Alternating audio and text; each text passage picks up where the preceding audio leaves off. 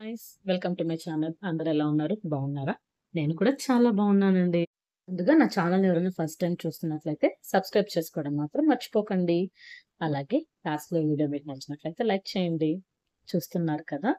So, ఈరోజు నేను మీకోసం చికెన్ కబాబ్ ఎలా చేయాలో చూపించబోతున్నాను. చాలా యమ్మీగా ఉంటుంది. కోసం మనం ఇక్కడ ఒక హాఫ్ కేజీ చికెన్ తీసుకున్నాం. హాఫ్ కేజీ చికెన్ తీసుకొని దాన్ని బాగా నీట్‌గా కడిగి ఒక 10 మినిట్స్ పాటు మనం ఉప్పు నీళ్ళలో నానబెట్టుకోవాలి.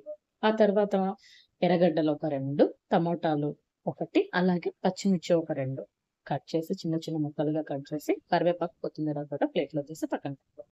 తర్వాత స్టవ్ ఆన్ చేసి బాగలి పెట్టి అందులో ఒక 3 స్పూన్స్ ఆయిల్ వేసి ఆయిల్ వేడెక్కిన తర్వాత అందులో మనం ఆవాలు, అలాగే జీలకర్ర వేసి అవి చిటపటలాడిన తర్వాత ఇందాక కట్ చేసుకున్నటువంటి ఎర్రగడ్డ, పచ్చిమిర్చి అలాగే కరివేపాకు కూడా వేసి బాగా వేయించండి.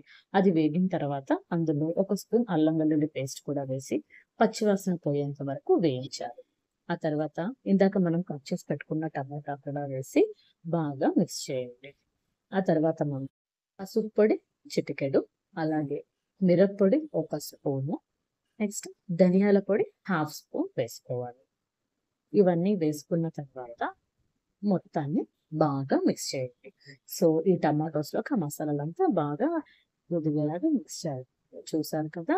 టమోటా బాగా మగ్గిపోయింది. ఇలా టమోటా బాగా మగ్గిన తర్వాత ఇందాక మనం ఉప్పు నీళ్ళలో నానబెట్టుకున్నాం కదా! ఆ చికెన్ అంతటిని వేసేసి మొత్తాన్ని ఇంకొకసారి బాగా కలపండి. సో, ఈ చికెన్‌లోకి ఆ గ్రేవీ బాగా మొత్తం మిక్స్ అయ్యేలాగా బాగా కలపాలన్నమాట. సో, చూసారు కదా! మొత్తం మిక్స్ చేసిన తర్వాత రుచికి సరిపడా కల్లుప్పు వేసుకుంటాం. తర్వాత మనం బాగా ఇంకొకసారి మిక్స్ చేసి ఆ ఉప్పంతా చికెన్‌కి పట్టేలాగా కలపండి. ఒక 5 మినిట్స్ ఇలా కలిపిన తర్వాత చూసారు కదా! దాంట్లో ఉండే వాటర్ కొంచెం ఫార్మ్ అయింది. దాంతో పాటు మనం ఎక్స్‌ట్రాగా ఒక చిన్న గ్లాస్‌కి ఒక గ్లాస్ వాటర్ వేసి కాసేపు చికెన్ ఉడకనివ్వండి. చికెన్ ఉడికేంత వరకు ఆ వాటర్ మొత్తం ఇంకిపోతుందన్నమాట. చూసారా? ఒక 15 మినిట్స్‌కి నాకు వాటర్ అంతా ఇంకిపోయి ఆయిల్ పైకి తేలుతుంది.